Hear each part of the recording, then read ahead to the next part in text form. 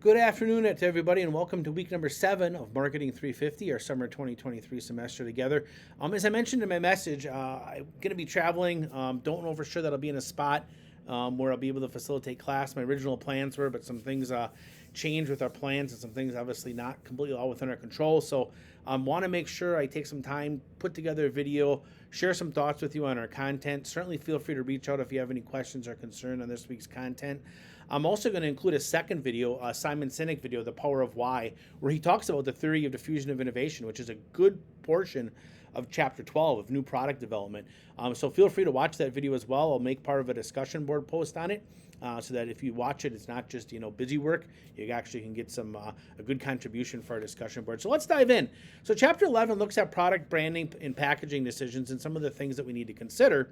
We have our actual product, right? And I think people know what that is, right? It's kind of the expectation, the brand name, the packaging, the features, the design, and then some of the associated services which might go along with it. Now, it could be things like financing for a product, right? Especially if it's a large purchase like an automobile. If you go to an auto dealership, a lot of times they will offer you financing, and you have to decide as a consumer, is this the best deal for me? There might be a warranty around it, right? So larger products, especially like home appliances and things, come with a warranty. And then there might be different product support. And product support nowadays, a lot of that are online things, right? You can watch a lot of short videos on how to maintain things, do preventative maintenance, do small repairs on things that we have in our homes. So it has definitely changed those associated services. A lot of organizations and businesses are putting support videos and customer service type videos on different platforms that their organization feels the most comfortable with. One thing we have to consider when we're thinking of our messaging and the atmosphere and what environment people are buying things are the types of products that consumers buy. And our text talks about 4, really. They talk about specialty products, shopping products, convenience, and unsought, right? So those specialty products are things that people will spend a lot of time for, right? Probably fairly loyal. They maybe have a special place they go for them. Maybe it's a destination shopping location, right? But it's something they specifically seek. Those shopping products, right? Consumers will spend time comparing alternatives, and they mention things, things like furniture or fragrances, apparel, appliances, travel, right? Sometimes when you take a vacation, you might, if you need air travel, now maybe you have a favorite airline, but you might take some time comparing flights, flight times, flight schedules, maybe even perhaps the airport that you depart on and arrive on, and make decisions around that. Convenience items, those are probably commodity things that we buy every day. And then there's those unsought items, right? The things we probably didn't think we need. Those might be things, perhaps medical services, right? Maybe if we get sick, we didn't think we were going to need them, but we seek them out. Perhaps, some sort of, if we chip a tooth or get an eye injury, those kinds of maybe specialty medical services where when we need them, we have to have them. Perhaps, attorney services. I think I brought up early in the semester, I think certainly funeral services fall into this. So, the marketing messages for people who we don't use their products and services every day and maybe don't think about it until we need it, right? Maybe a towing service if our car breaks down. Those types of services, they need to find a way to do just enough advertising to keep in front of us, right? So that the one time a year or one time every 5 years that we need it, that their business is top of mind. So think of the challenge, right? If you own a business where someone only needs you maybe once in a lifetime or once every 5 years or even once a year, if it's that infrequent, think about maybe the challenges of your advertising and your marketing messages and where they need to be placed and how they need to sound so that when someone's in that moment, right? It's probably a moment with some high emotion and some intensity and anxiety. When someone's in that moment, that you're the first person they think about.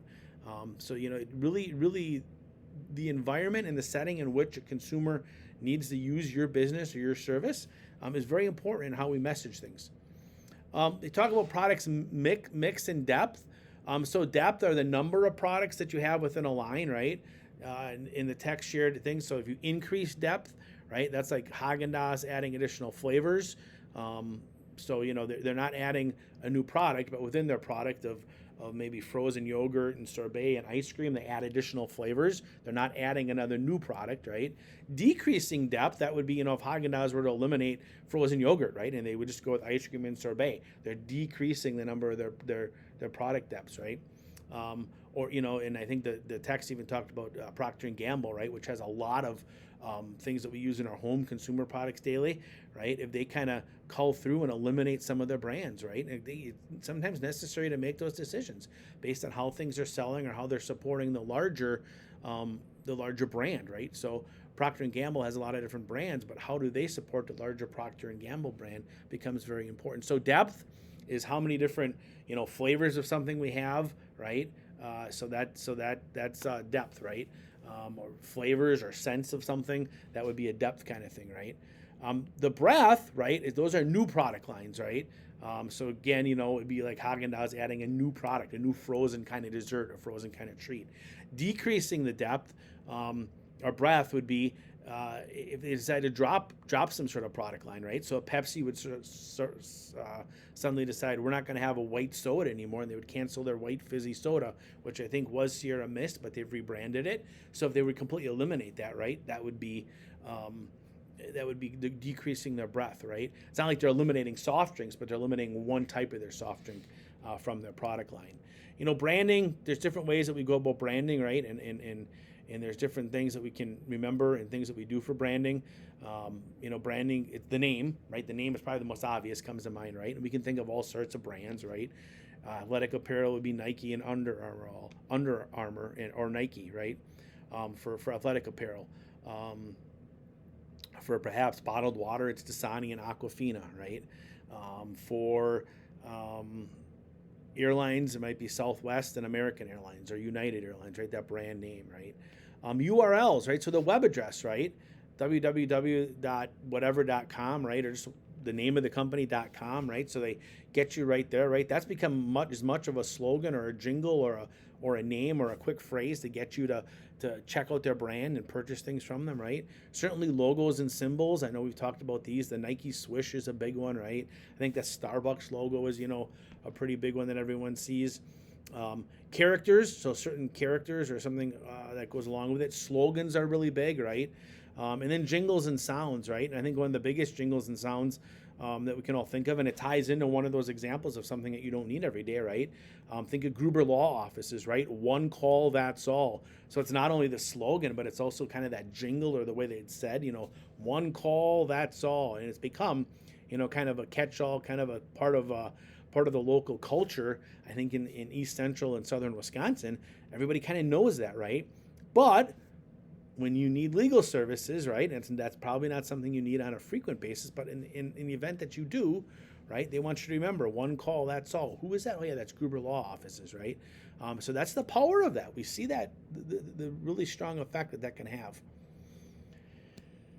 So, how does branding help a customer, help a firm? It helps facilitate the purchases, right? Top of mind, the recall kind of stuff that we talked about. I have a recollection of this brand, of this jingle, of this slogan, of this image, of the brand name, right?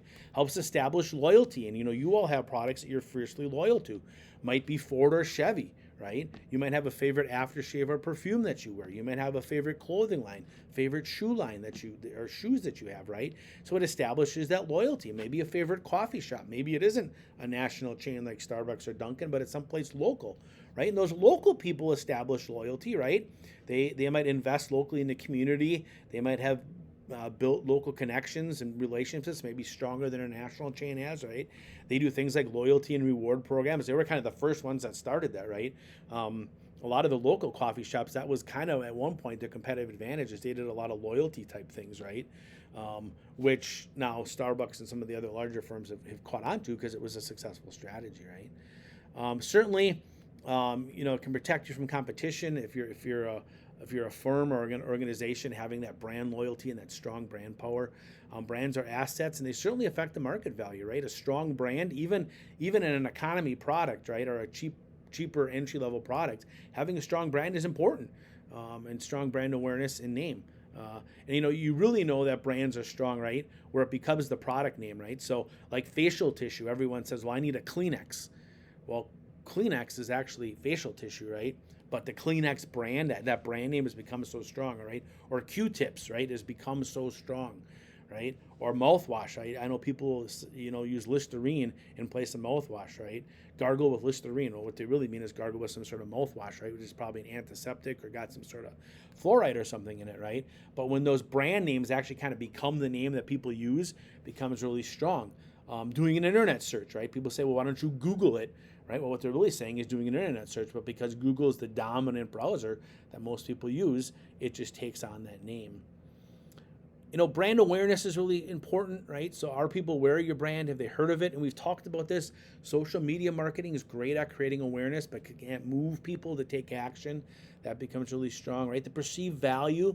So when people hear your brand name, what do they think? What are the top recollections that they have? And that would be a great question to ask customers, right? So if you hear the name Target or TJ Maxx or H&M, what comes to top of mind? What's that perceived value, right? And that's really important. That's important information. That's critical information for marketing people. If you would say, "Oh, I would never think of shopping there," or "Boy, I've never heard of that," or "This is my perception." That's important. Those are the kind of thing that professional marketers need and want to hear. Some of that data that they collect. Remember, we talked a lot about marketing research and collecting data. That kind of feedback of like, where does our brand fit when you think about going to purchase clothing or an appliance or an automobile, right?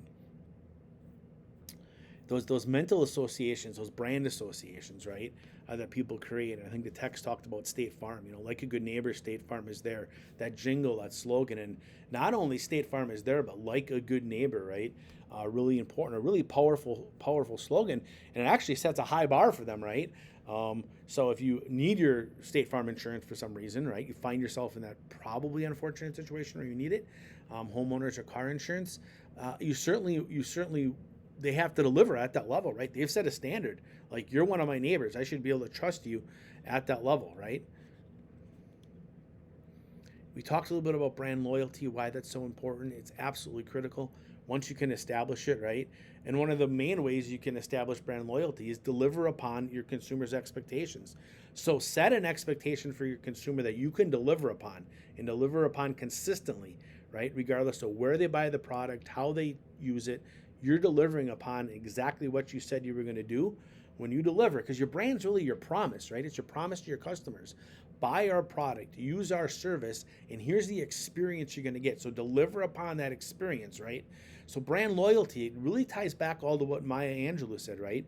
People will forget what you said, they'll forget what you did, but they'll remember how they made them feel, right? And when they use your product or service, how do they feel? Do they feel like, hey, this was a good purchase? That marketing message I got, that ad I saw, that picture I got, that display I saw in the store, everything that was promised to me was fulfilled. So that person feels fulfilled. They feel that they can trust that product, trust the messages coming from your organization. When that happens, that creates brand loyalty. And brand loyalty is important.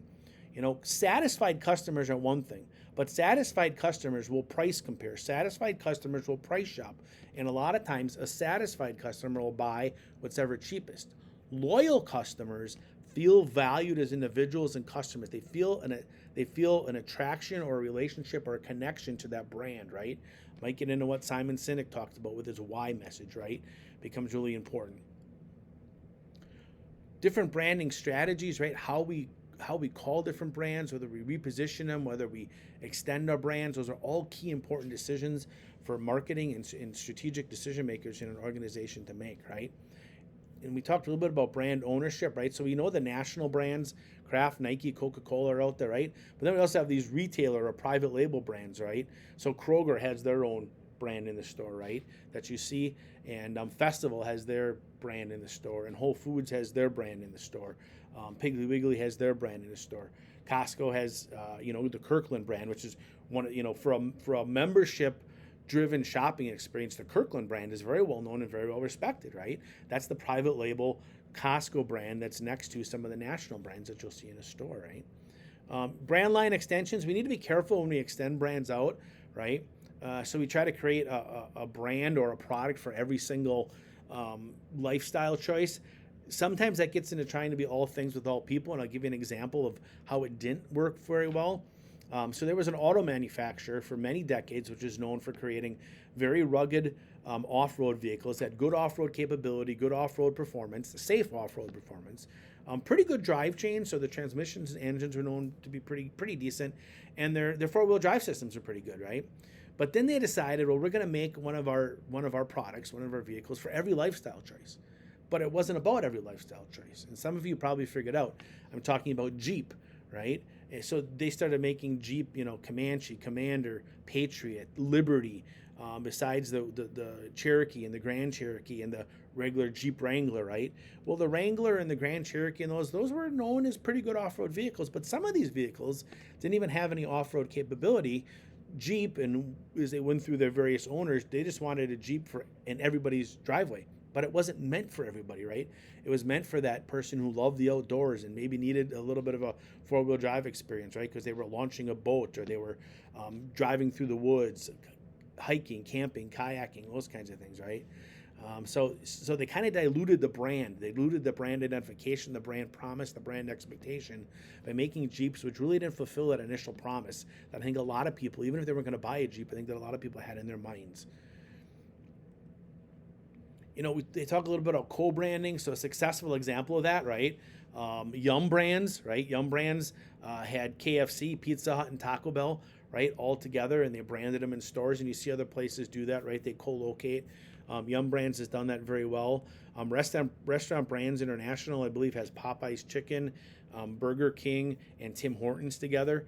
And they're trying to do the same thing, probably with less success than Yum Brands did. Yum Brands has been pretty successful with KFC and Pizza Hut and Taco Bell. They've acquired some other ones recently, but those are kind of the big three that they did this co-branding around. Seems to work, pretty successful. Gets a different, a larger section of the market share. Our food is available to more people if we co-locate a couple of these restaurants or a couple of these food lines in one location. Packaging is important, right? If you think of packaging for a product, you think of all the different ways things are packaged, right? The one example, the Campbell's soup label, right? That label, that packaging, very iconic, the red and white. Certainly, I think, the packaging as far as Nike, their boxes, the orange with the Nike written on it with the swoosh, right? So there's packaging and coloring and that slogan or that logo all kind of coming together into one. There's tons of examples of things we could think of the packaging. Rolex watches, right? The boxes. Usually, a lot of times it's the green box. Those green boxes. Maybe not a lot of us have experienced having a Rolex, but we see that, right? We see the packaging and we right away can identify, know what the product is, right? Package of Oreo cookies. I think if we see cookies, right, we pretty much know based on the coloring and some of the styling that that's a package of Oreos, right? So when packaging has to be pleasing, has to be something we can identify. We identify after time with it. That's how brand consistency. The logo, the text, the coloring, all those types of things. That brand consistency, especially in packaging, right? When we can see a product from across the room, right, and just see the package and the coloring, or maybe some of the writing or logo, and right away know what that was, that's a pretty strong message, right? And packaging helps reinforce that, right? Remember, I said a brand is part of your promise, your expectation. Packaging ties into that. It helps to reinforce that. Alone, does packaging make your product great? Probably not, right? It might determine whether it's usable or whether we think it's cool or blah or weird, right? But it reinforces all the other good things with your brand, right? So it definitely affects. It can have appealing, right? A recent development, there's some sustainability around packaging. And certainly, the package might not affect the fit, form, or function of the product or service. Like I said, it might determine whether it arrives in a usable form. But as long as the packaging, makes sure that your product arrives in a way that someone can use it, it's not damaged or something like that.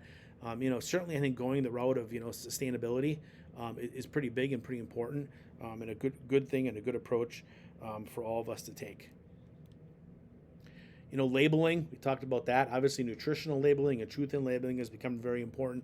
Again, why would you want to mislead anyone? Remember, your brand is your promise. Why would you want to break that promise and set up a bad situation for your customers who are using your product, right? So those are just a few things from the first chapter, from chapter 11. We'll talk about chapter 12 here a little bit. So, developing new products, and a lot of that's about innovation and value, right? And firms do that, right? Because customer needs change, so it's important, right? They might need to improve business relationships, right? Especially business to business, right? We develop new products so that we have a complete product line for some of those folks.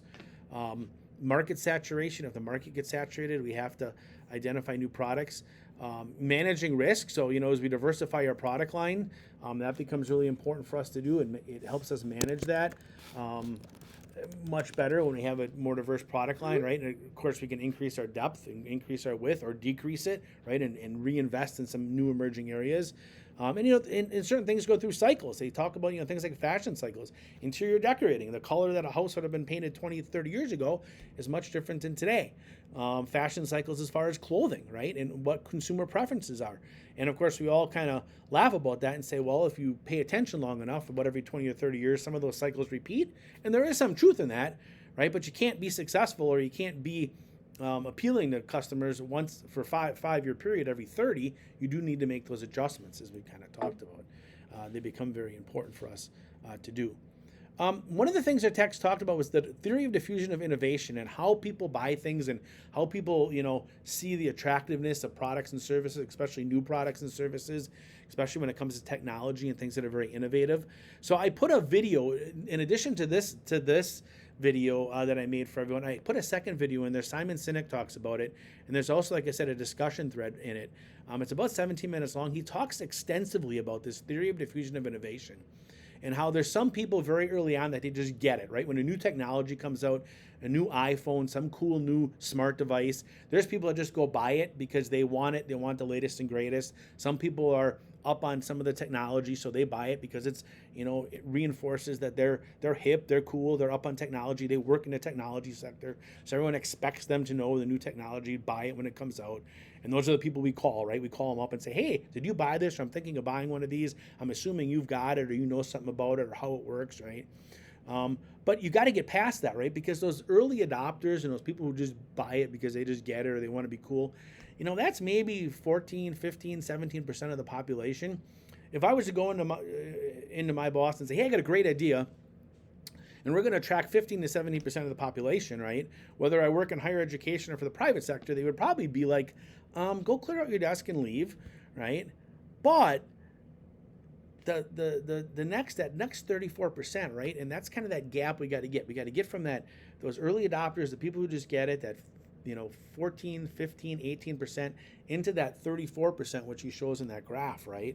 Then we get those people. Then we get the other 35%. Well, now we're up to 84% of the people who either have tried a product or are willing to try it, or think it's something that's necessary, things that might fulfill a want or a need. Well, if I can have something which appeals to, whether they buy it or not, but appeals to 84% of the market, now I'm not cleaning up my desk, right? Now I'm on to something. So how do I take that very innovative idea, and how do I message it, right, and bring it to market and message it in a way, right, which appeals to that larger demographic and that larger group, right? And they talk about some product failures. Google Glass is a good one to talk about. They did a great, so we're going to talk a minute about beta testing and alpha testing. They did some great testing within the tech industry, but they never really showed its value or its use beyond the tech industry, beyond people who were like techies, right? They never went beyond that. And that's where they really struggled. They never really announced a launch date. Hey, here's when you can get this, right? Apple does a great job of this, right? Here's this cool new thing. Here's some of the stuff that's going to be in it. Here's how we think you might want to use it based on what we know about you. And it's going to be available September 10th, right? They're great at that. Google never really announced that date, and that kind of caused them some issues, right? So yeah, the diffusion of innovation curve, I would highly encourage you to look at that video. There's some good things in it, definitely, that helps us. The new product development process, right? It goes all the way from idea generation to evaluation of results, and in between there's concept testing, product development, market testing, product launch. The big thing is that idea generation, right? There are a lot of people with really cool ideas, but can they connect them to something that creates value, right? And remember, value is where wants and needs intersect, right? And a lot of you did a great job of talking about value in discussion board posts and in our Collaborate session, but where is value created? And that's what the idea needs to fulfill. That becomes very, very important, right? And there's all sorts of places where new ideas come from, right? Internal research and development teams do it. There's sometimes consortia, there's sometimes people, private sector, public sector, higher ed, come together, talk about things that we need to do, talk about solving regional problems is important, right? Sometimes we license things, right? So we might license a trade name or a sports franchise or something like that. So that's where ideas come from. They talk about this concept of brainstorming, right? And careful when we brainstorm, right? Sometimes people are too quick to judge, and if we truly want to capture like all what's out there in people's minds, especially our employees, we just want to put all ideas down at that time, right, and not judge it. Sometimes outsourcing gives us new ideas. Sometimes people who might create things for us or design things for us. Certainly, I think as we look at competitors' products, but we have to be careful with not not breaking copyright laws, right? Customer input's one of the great places, and it's customer input on new product ideas. It's easier to get than ever before, right? I can't tell you the number of times I have seen different either restaurants, whether they be local or more national chains, soft drink companies, other places. What should be the next flavor of our drink, or what should be the next menu option that we have, or what would be a cool new idea for us, an event to have, right? And they put it out on social media, and you get all this tons of feedback, right? Well, now it makes me as a customer feel important. Hey, they value my input, and I'm feeling a connection, and I'm seeing all other people put things, and hey, that person shops there, and that person uses this product, and I know him or her, right? So it just creates a lot of good things and buzz and cross connections, and then they're gathering all these ideas, and then maybe they come out and say, hey, we got so many great ideas. Here's the 3 we're going to launch, right? And it doesn't even have to be my idea, but I know that someone like me, right? They cared about the opinion. Someone like me. And they launched a new product. And one of those 3 ideas, maybe I really like, right? It creates a really positive buzz, great way to use social media, right? Again, remember what I said about social media marketing. Great about creating awareness, great at getting customer input. Now, how do we get customers to move past I type something in, on a social media platform, or I like something? How do I get them to move to take action to actually experience my product or service? And we do some testing. I talked about this, alpha testing, beta testing, prototyping. It's very important in the product development process, right, that we go through those kinds of things. We understand what it takes to go from that idea to producing something, and whatever the inputs out of that perhaps manufacturing process to actually delivering it to customers becomes very important. A prototype that actually gives you something to see and envision. That's important internally and externally. The alpha testing that they talked about, that's internal testing. Okay, we've got this prototype, we've got this great idea, here's how we think it creates value. We've done all the different marketing steps of a marketing plan, right? So as we looked at this internally, does this deliver upon what we said? Does it fulfill the promise that we said? And if we think a yes, then we move to beta testing, and we might let customers try it out, right? And that's important. We get their feedback. And a lot of great companies do that, right? And of course, as I said, Apple is one of the great, companies that really, I don't mean manipulate in a bad way. They use this, right, in a really, really good way, and they've done it for years. So there's all sorts of different things we can do around that. We launch products, right? We have to think about, timing of the launch, what time of year, when's this product going to be used, who's going to use it, what's the larger economic variables that we need to take into consideration. That becomes very important. At some point, we should probably evaluate things and see how we're going to do. That becomes pretty important as well. The product life cycle, we talked about that a little bit earlier. We talked about that a couple times during the semester, but it's important to look at, right, our overall product life cycle, right? In that introduction stage, right, and I'll walk through the Apple iPad, right? In that introduction stage, what did Steve Jobs do? I still remember him on stage. Hey, we have this thing called iPad, right? It's not a phone, it's not a laptop, it's tablet, right? They called it. It's going to be based kind of going to look and feel like an iPhone. It's going to have some additional functionality. Here's how we think people are going to use it. Go to our Apple stores, test it out. Go online, look at it on our website. Give us some feedback, and in 90 days or 6 months, it's going to be available, right? So they went out, they kind of got people testing it, coming, experiencing it, playing with it, looking at it, talking about it. Certainly created all the right buzz, right? And then once the product got released, right, that's where you want to make sure that all elements of your supply chain, right, are set to deliver, so that there's quantities where they need to be, when they need to be, how people want them, right? You don't want stock outages, right? Now, sometimes people say organizations will do that to drive up price and drive up demand and create some hype. But you got to be careful. If too many people, I want a tablet, or I want that new product, and they end up disappointed, they can't get it, they may never come back, or they may go to a competitor, right? So, I know there's some people that say, Apple's done that, manipulated it, where they made sure the supply was just enough to get enough people to have it, but just short to create enough of a buzz and excitement around where people really, really desired it and were like craving it, and building up some pent-up demand. That's risky, right? You're much better off having enough available and maximizing your sales. So in the growth stage, you really want to make sure that you're selling as many as you can. In the maturity stage, right, that's where, you think about marketing messages and marketing spending. You're still selling, right? But you're probably starting to see sales tail off. Maybe some competitors that weren't real strong probably have started to fade away, right? And then in a decline stage, you really got to decide, what's the long term? Is this a long term game for us, or should we get out in a couple of years, right? So it's important to understand that product life cycle becomes very important in many different categories. So with that, hopefully a little bit about Chapter 11 and Chapter 12. I strongly encourage you, watch that Simon Sinek video, The Power of Why. Be back with you next week. We'll have Collaborate and or online, whichever you want to participate, starting Tuesday, July 18th. Keep working on those marketing plans. If you need anything from me, feel free to reach out. Thank you so much.